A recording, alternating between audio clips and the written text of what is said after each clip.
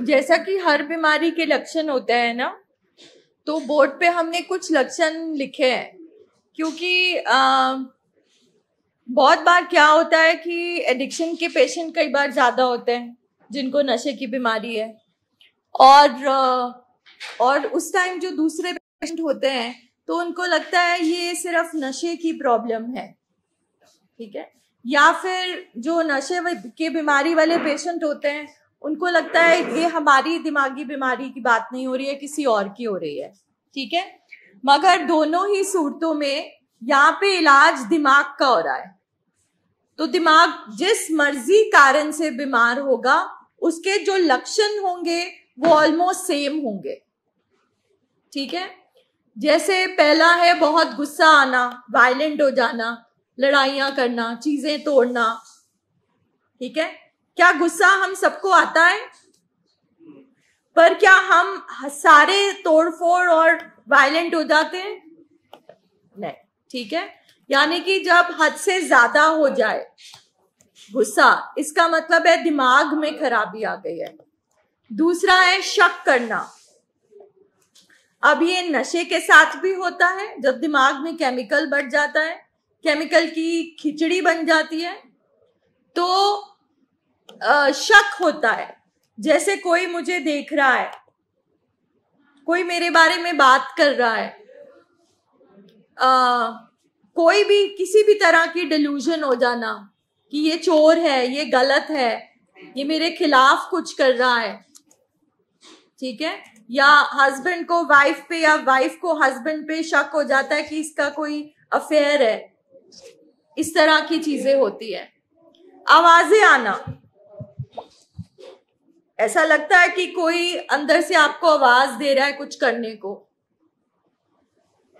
लोग या चीजें दिखना, कि आपको लगता है कि कोई आपको दिख रहा है, ठीक है, कोई चीज दिख रही है, कोई पर्सन दिख रहा है जो है नहीं मगर आपको लग रहा है कि वो दिख रहा है।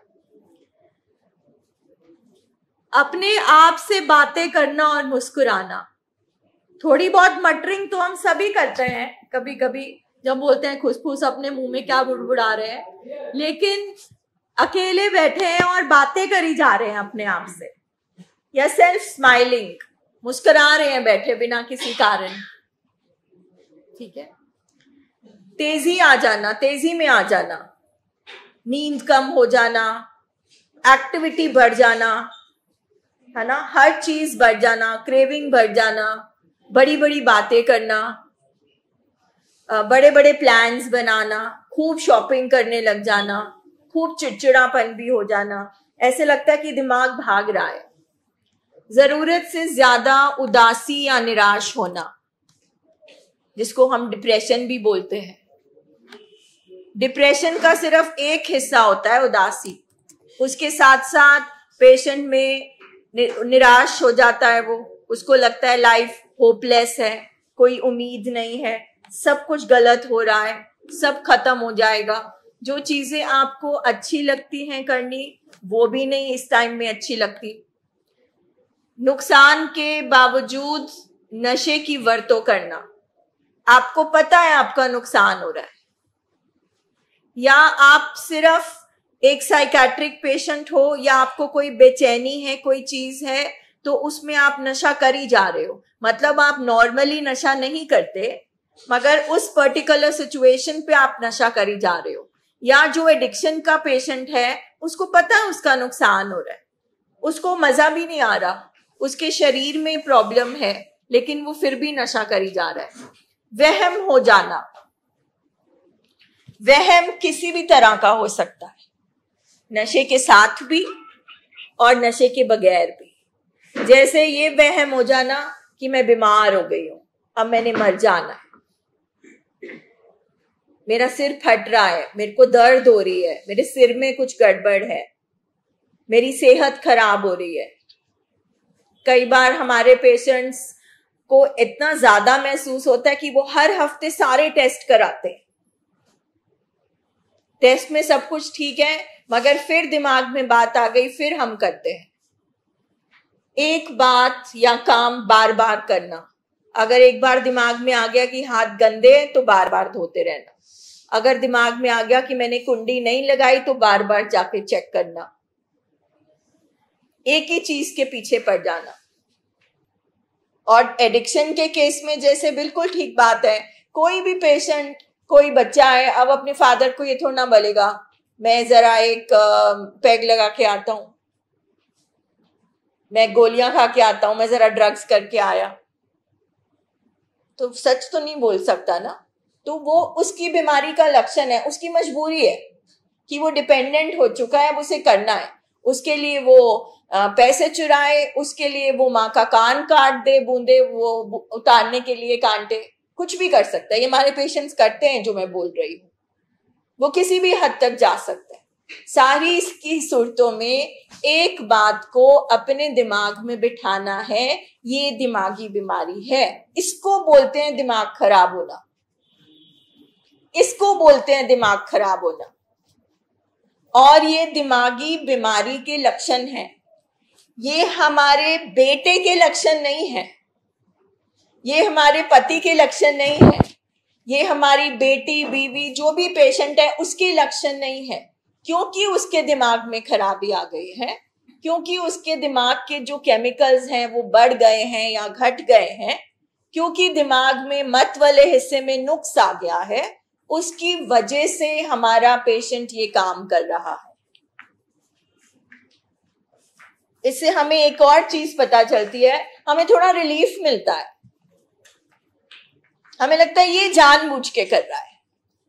तो अगर ये जानबूझ के होता तो इतने सारे लोगों के लक्षण सेम होते।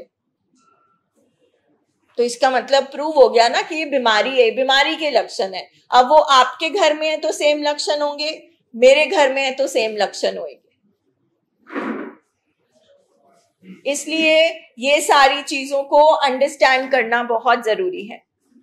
अब आप ट्रीटमेंट में आए हैं, ये लक्षण कम हो जाएंगे, धीरे धीरे बंद भी हो जाएंगे। मगर बीमारी जब रिलैप्स होती है तो उसका क्या इंडिकेशन है, क्या लक्षण है? कैसे पता चलेगा बीमारी रिलैप्स हो रही है? जब आपको ये लक्षण थोड़े थोड़े फिर से दिखना शुरू हो जाएंगे।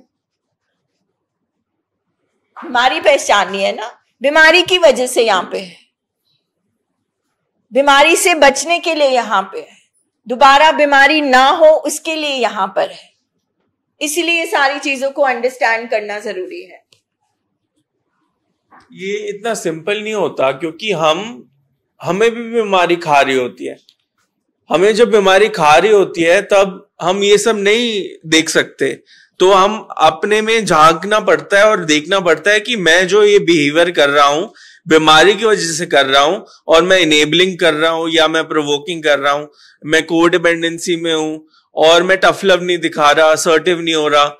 ये सब आप नहीं कर पाते हो बिकॉज ये बीमारी के ये सारे लक्षण आप में भी आए हुए होते हैं।